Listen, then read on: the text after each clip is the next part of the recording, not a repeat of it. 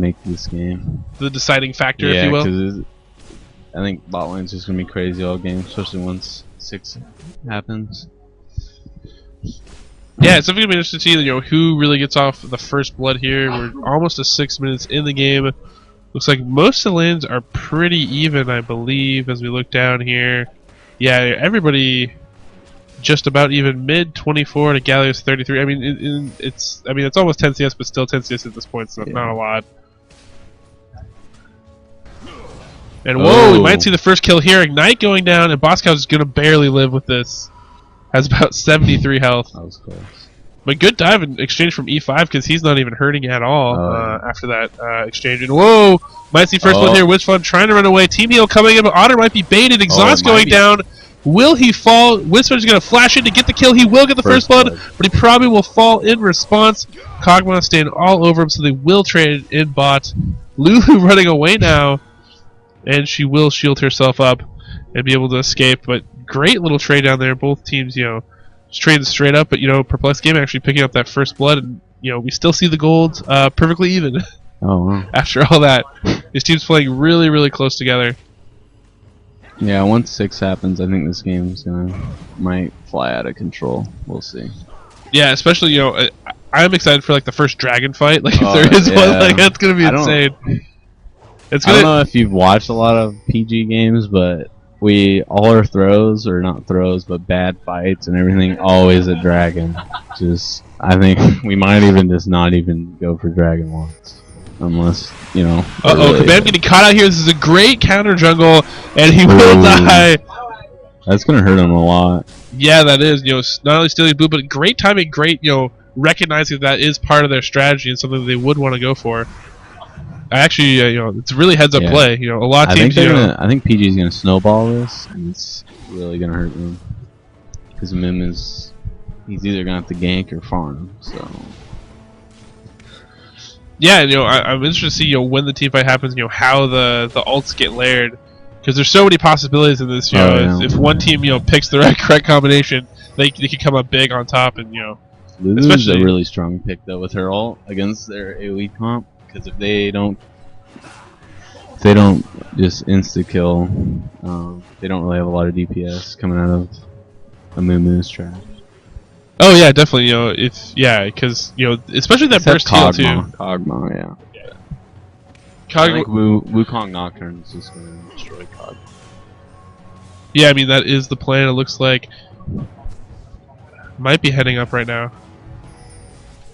Just gonna ward this out with the pink ward. Pick it off, gain that map control. Kabam all over Hoozy right now. Trying to create some pressure. I don't think he's going to be able to kill him, though. Yeah, he will back off out of this. Wiz Fusion taking a lot of damage. And he's actually going to try to trade here. That is a little bit dangerous. Liver they're going to hit, but he should be fine with that heal. Chugging pots. He's going to blue pill back. And looking at it right now, Kog'Maw looks like he's going for those level 2 boots next. Almost wanted to finish it. Vlad working on a revolver. Looks like Graves has his level 2 boots, picking up a Vamp Scepter. Gonna get a little bit more sustain there to stay in lane. Make his trades a little bit better. Wukong doesn't quite have his signature, like a billion, Doran's Blades yet. Oh, yeah. Step 1, fill your inventory with Doran's Blades. Step 2, chunk everybody for all their life. Another interesting thing about this is training up to this tournament, a lot of it was just like our middle, E5 and Satsu Low were just ganking mid and just destroying mid every game pretty much. But in this tournament, E5's just been playing really passive champions like Karthus. And it's just, I don't know, it's just weird. But in our top and bottom have been playing extremely better and well. Compared to online. I just think it's one of those tournament teams, just like Fnatic, how they played extremely well in tournaments, but online they weren't really that good. Yeah, I mean, it definitely could be the case. That could be the case. No, I don't know. I don't quite know what it is. I don't know how there's a certain team. It's like I don't know what it is about the online scene versus like when you show up in person. I know there's definitely a lot of just pressure. try Like, it's harder, definitely a difference. Or you work harder under pressure. Like, I know, Yeah. like, I won't. A lot of the times I mess around and do stupid things just because, I don't know, I like taking a chance. But, like, in a tournament setting, I wouldn't do anything like that. Yeah. For me, it's kind of weird because, you know, it's like, you know, I play at home. It's like I'm comfortable. I got all my stuff set up. You know, it's familiar. Then you come to this, it's like you're playing, but then like you have like a really good player like sitting over your shoulder, like watching you play, and then you're like, I don't want to do anything stupid. But then like you start doing stupid things, you're like, dang it, he saw that. Yeah. Like I don't want to appear so new, but you know, sometimes, you know, that pressure is fun. You know, that's part of why competition, you know, and stuff like this is a lot of fun because you're right here. And Nocturne just waiting out of sight, looking to maybe counter-initiate on an engagement. There, he's going to go straight on to Otter. Otter flashing out of this, going to turn around, try to put down some damage. Absolute Zero going down. Will he be chunked? He's just barely going to escape out just in time. And a teleport coming bottom. And I think this is Gal. Yes, it is. And Mummy coming down. So there's a lot of trouble here. Really not going to come out with a kill. And back off. And Gallo trying to chase down Hoozy. I don't think he's going to be able to get Resolute Smite coming in. But there's no dragon for them to convert off of this. I don't know, sir. What they're going to do is too early to take a tower. He's probably just going to rotate back to lanes. Kabam has his double buff, so he's a little bit happy now, not crying so much. Who got dragon? I didn't notice it was gone. And Cax, you know, up top, you know, with his Vlad, he's 0-0-1, has an assist in there. He's a little bit ahead of Dark Terrors up here, but basically just the even lane. They're just farming back and forth. Yeah, it's just going to be a farm fest up there. And E5 coming down on the Otter. Wow, clutch. Sure they didn't expect that. I wish I would have seen that, actually. But, you know, Cogman, you know, after that flash, you know, he doesn't have a lot of escapes. You know, he has his slow, but, you know, there's a lot, if you have a ability to, you know, gap close, or especially like Wukong, who can even stealth in and gap close, you know, it's very, very hard to keep him off of you. And he has a lot of burst damage. So that was actually a really, really smart move by E5 there. That's the kind of stuff they need to do. You know, don't want to let Otter get out of control, especially, you know, even, not even they're going for their blue again. Yeah, they're going to try to take it. Again, the twins, you know, working together. Yeah. PGKox is coming down too. Oh. Yeah, it looks like we might have a fight here. Both teams running back to each other, forming up. The line has been drawn in the bushes. AiT low though. Yeah, Kabam and Galio.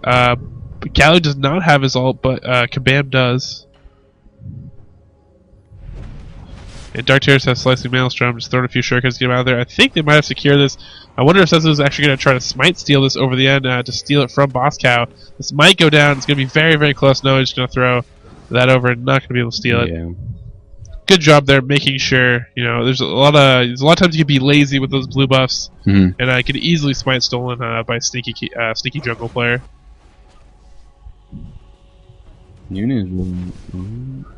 Yeah, both supports low, both ADs the same health, all fold up. Yeah. This looks weird. Well, they're taking a lot of damage. Ken has bought up his Will of the Ancients. So he's going to have a lot of sustain there. Gally looks like he was going to be working towards the Catalyst next. Into that Banshee's Veil. Which is very good. E5 looks like he might be rotating down here, possibly for a gank. Might come up the lane.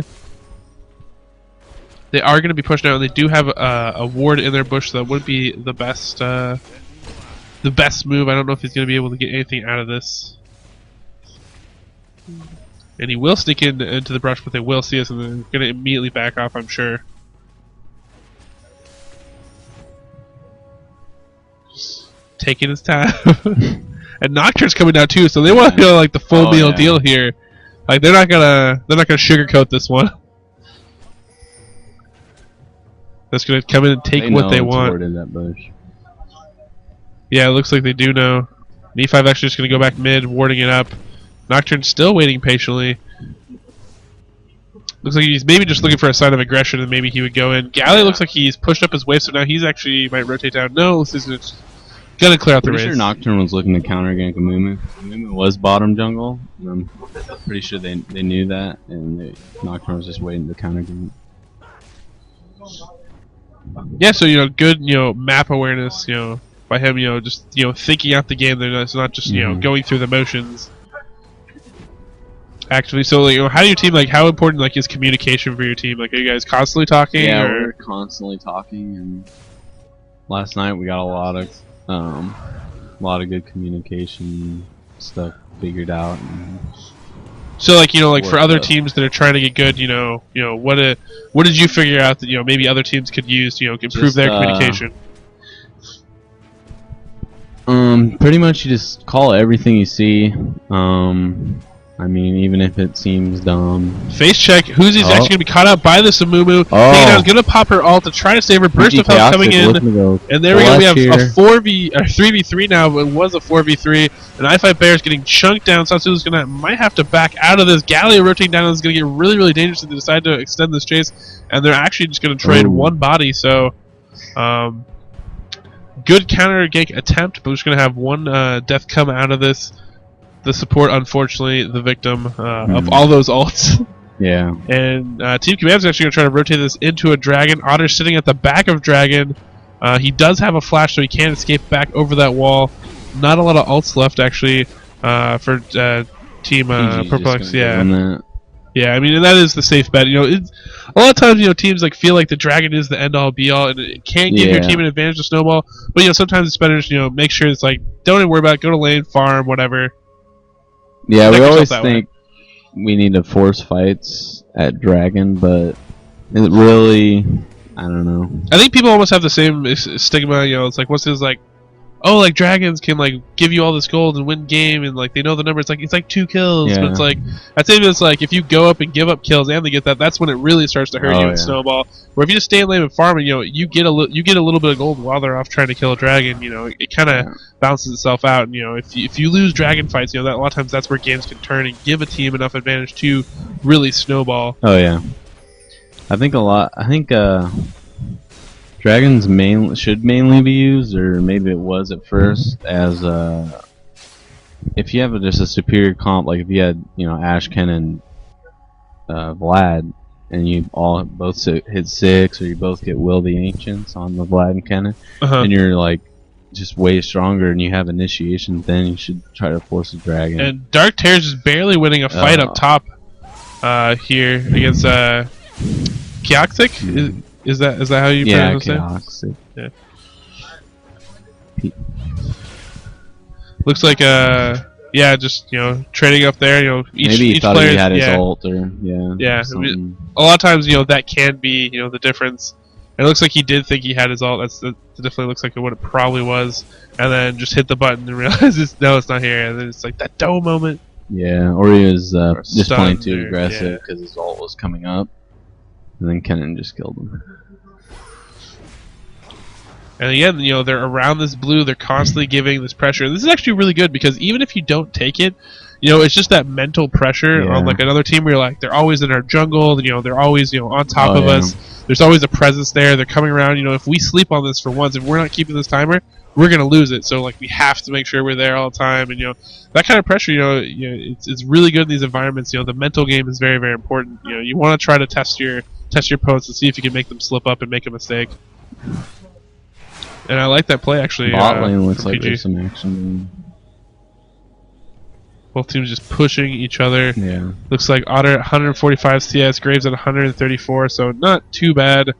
Both teams working on items. It looks like Graves went for a Zeal first, while Otter's rushing as fast as he can that Infinity Edge. I don't think...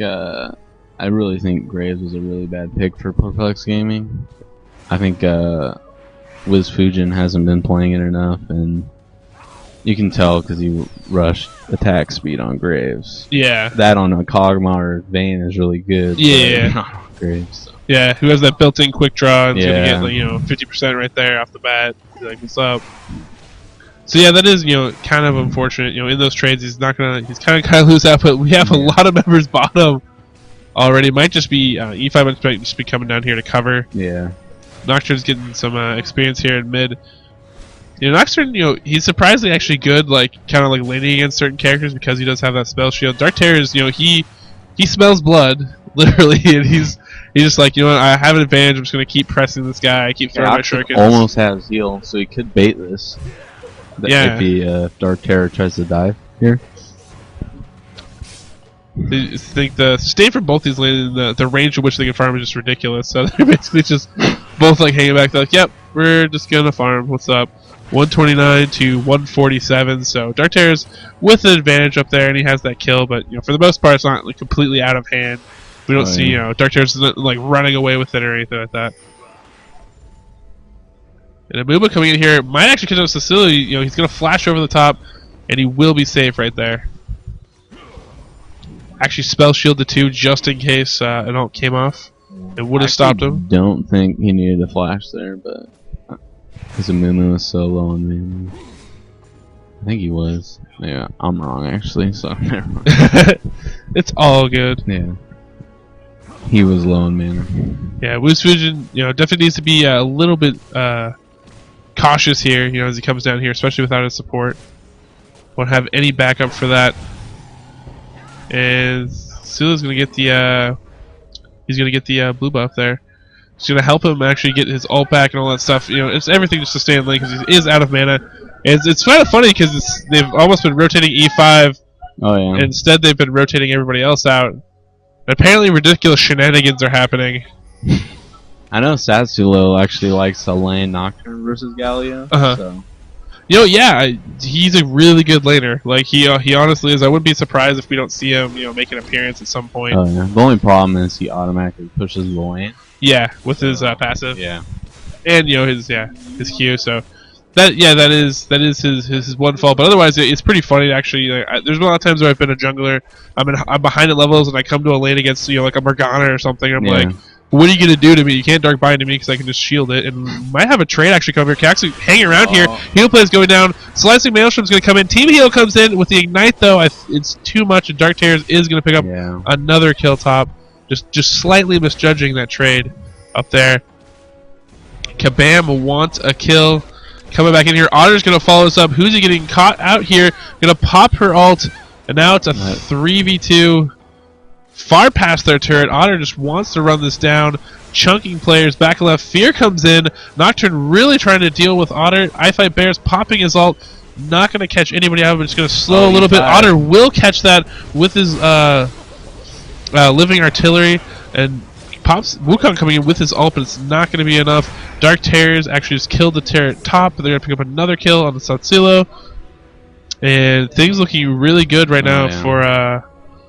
Amumu is trash. Kabam trying to show that Amumu isn't trash. I don't think that necessarily so far in this game Amumu's really been the game changer. Oh yeah. This done everything, but I know Kabam going into this game he saw the Wednesday night scrims that we casted of versus Team Make It Rain, and he knew actually coming to this even though there was that other the team that you base raced We Kill Traders.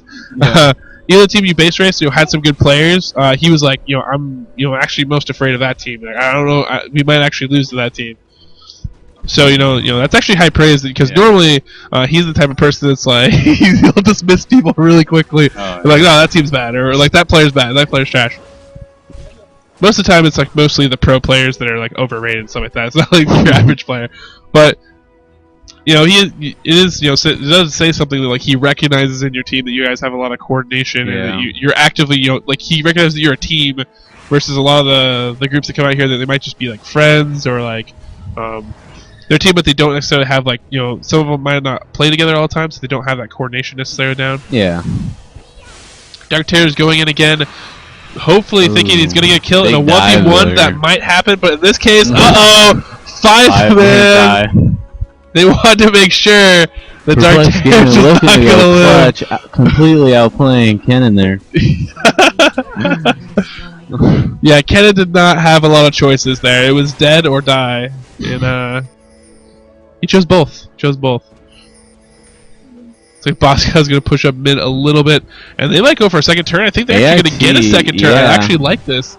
It's a very good play, and they're actually forcing Team Kabam to respond. And they're going to back off here, but yeah, that's a great move. They pick off a kill on Dark Terrors, get rid of a kill streak. So maybe that was Chaoxic's plan all along. Maybe he wanted to build up a kill streak bonus on a Kennen. They could swoop in, get a bunch of assists in that kill streak gold. You never know. Definitely something that PG Chaoxic would be would find as a strategy. Would think as a strategy. I was trying to say he's like after the game. All part of the plan, baby. Oh wow, we might actually have a Baron down here. This would be very interesting. It looks like they're going to back up. I don't think they're going to do this. I don't imagine that Command really wants to commit to that. Maybe they thought, if they all backed or something, they could sneak it off. But as soon as they realized they were there, they're like, no, too dangerous. And they might try to push back for a mid-turn of their own. They have a lot of clearing power between Galio and a lot of poke with Otter. So on Kog'Maw. So let's see if they actually decide. Maybe PG decides to engage off of this. I don't know if that'd be the best choice. Yeah, so they're just going to give up the turret. Engage into that. It might be that they want to keep, using the strategy that they used earlier. Maybe pick off a piece of this AOE comp, and then after that go in. Oh yeah, but they're gonna have to make a choice quickly because they're losing this mid turret really quickly. And there it is, E5 coming in. A lot of people in Satsulu right onto Otter. Though. Otter trying to back off out of this exhaust, actually going down on Satsulu to protect him. And it looks like Kog'Maw still just barely alive. Heals, burst heals coming in. And everybody on Amumu's trash is still alive. I can't believe this. PJ Cox is just barely surviving with those heals. Shield coming in from Huzi, just barely going to protect him. And now the burst damage come back on. And Otter's back on this turret. He really wants this turret. Will he burst it down? Oh, so scary. Definitely the problem for Perplexed Gaming right now is their Graves. He's really weak right now. He just has no damage and just pretty much useless. Like, he didn't even get stunned or CC'd that fight, and he probably did the least amount of damage. Yeah, definitely something as I look down in here, and I look at his build, and I almost feel like it's the same build that we looked at back when I was talking about buying a Zeal. Like, it's like it hasn't advanced. So, I think he's just saving straight for IE, but it's definitely hurt him that fight. Yeah, he has about 2.4 K gold, so... Oh yeah, he's just... Yeah, that is probably what he is doing. But yeah, you definitely need, especially on him, like we said, like the Zeal. Like if he would have took out that gold and put it in, like, he would have had the IE for that fight. If you have an IE in that fight, his burst would have been huge. His buckshot probably could have at least converted 2 or 3 kills in that team fight, easy. Just by having that IE damage on top of what he was already rocking out. So it definitely would have made a difference. And I think a lot of ADs, they kind of look past that. It's like sometimes you see someone go Bloodthirst or whatever. It's like just go IE. It's like it does the most damage. Like you want to kill someone as fast as possible. Just go IE. And they play around with all these other builds. Sometimes Wriggles Lantern. I understand that. If you're behind, it's a good strategy. You could still farm up. Makes you a little bit tankier, but still, like when it comes to team fights, if someone has a BF sword and you don't, it's gonna really hurt your team. I really like going if you rush IE and then out of that, as soon as you get IE, you get like a green pot. Oh yeah, and then look to force a fight with your team if it's Dragon or Baron, or just push towers. Because you're going to be way stronger than their AD if he doesn't have an IE at least yet. Yeah, it looks like Otter's finished up his Phantom Dancer. So he has Phantom Dancer plus Blood Boil plus his passive from Q, his Armor Shred. He might get caught here. Oh. So he's going to pop his Spell Shield to try to protect himself. I don't think he's going to be able to escape out of this long range damage from Otter.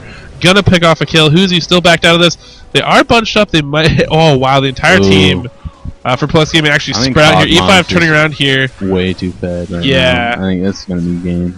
Yeah, Otter just looking absolutely crazy. If we look here on his character stats, his attack speed is 1.74, so he's almost nearing 2 attacks a second, which is pretty crazy. That's not even with new buff. Yeah, I mean that's scary. That's really scary. Just way too much damage. New to buff actually on Kennen of all people, which is kind of funny. Yeah. Kennen got that move speed, help him get in there, initiate. So they are gonna, they're still being safe, backing off here. Picking up middle and Hib. This is a best of 3 again, so even if Perplexed Gaming loses this game, they will get another shot. Maybe they'll ban the Amumu this time. Not quite sure. Looks like they're finally actually gonna pick up this Baron. Yeah. I don't think they'll ban Amumu. Yeah, no, I agree. I don't think he was like the major factor. They never got to a point where the AoE comp was like the big thing. I just think Graves was just a really bad pick. Yeah, I definitely agree. I think that I think they should have picked up Maokai. And they're really spread here, and a lot of these T5 Fusion trying to get caught here. They're just barely actually going to catch him with that lead stun. Who's he going to go down? Unfortunately, gotta feed the Otter. He is hungry all the time. Always. I'm just going to clear out and push bottom now. Close out this game.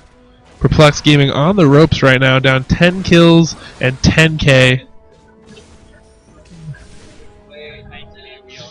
And I would, definitely 80s obviously worked out a lot better. Early, it was pretty good. There was a lot of good play, counter play, trying to limit Otter, but definitely Kog'Maw is kind of